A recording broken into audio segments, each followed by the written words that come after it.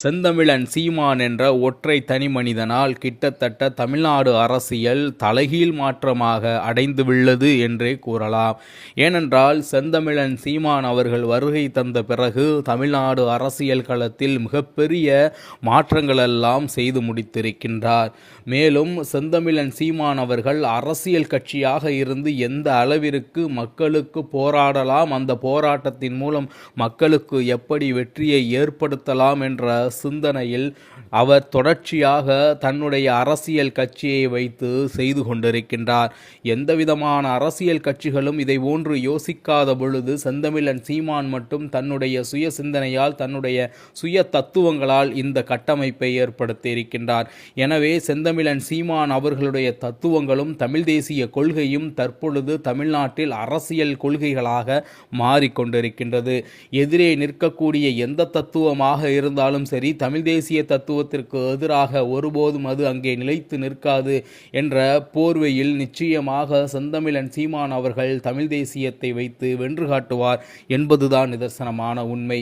மேலும் செந்தமிழன் சீமான் அவர்கள் தன்னுடைய கொள்கையும் தத்துவமான தமிழ் தேசிய கொள்கையை தொடர்ச்சியாக மக்கள் மன்றத்தில் பேசிக்கொண்டும் சொல்லிக்கொண்டும் தான் இருக்கின்றார். இது ஒரு வருடம் 2 வருடமான கட்சி அல்ல. மாறாக 2009 2010 2025 இந்த வருடம் வரை தொடர்ச்சியாக மக்களிடத்தில் தங்களுக்கான அரசியல் கொள்கைகளை பதித்து கொண்டே வருகின்றார் என்று சொன்னால் அந்த வார்த்தை மிகையாகாது.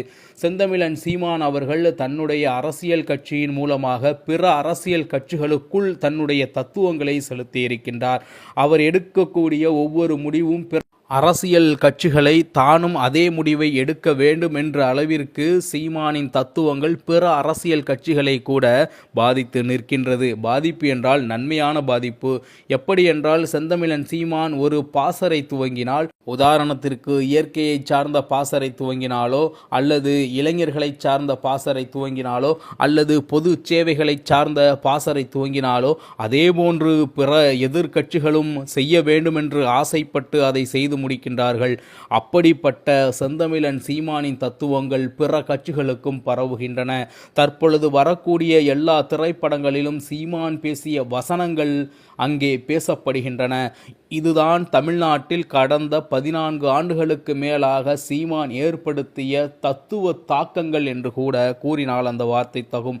அந்த அளவிற்கு தமிழ் தேசியத்தை தமிழ் மக்களிடையே கவனமாகவும் சிந்தாமலும் சிதறாமலும் தொடர்ச்சியாக தமிழ் மக்களுக்கு அந்த தத்துவங்களை கூறிக்கொண்டே இருக்கின்றார். தமிழ் மக்களும் கிட்டத்தட்ட 36 லட்ச மக்கள் அந்த தத்துவங்களை ஏற்று வாக்குகளையும் செலுத்தி நாம் தமிழர் கட்சி என்ற புதிய அத்தியாயத்தை தமிழ் மக்கள் உருவாக்கிட துவங்கிவிட்டார்கள். அதன் அடிப்படையிலேயே அங்கீகரிக்கப்பட்ட மாநில கட்சியாக வந்து வளர்ந்து நிற்கின்றது. அதன் அடிப்படையிலேயே உறுதிபட ஒரு சின்னத்தை பெற்று நிற்கின்றது.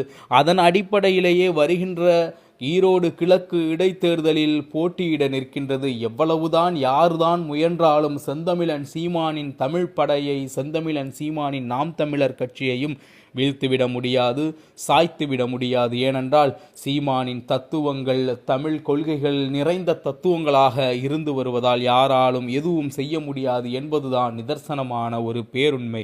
மீண்டும் நல்லதொரு காணொளியில் உங்களை சந்திக்கின்றேன். இலக்கு ஒன்றுதான், தமிழ் பேரினத்தின் விடுதலை. நன்றி, வணக்கம். நாம் தமிழர்.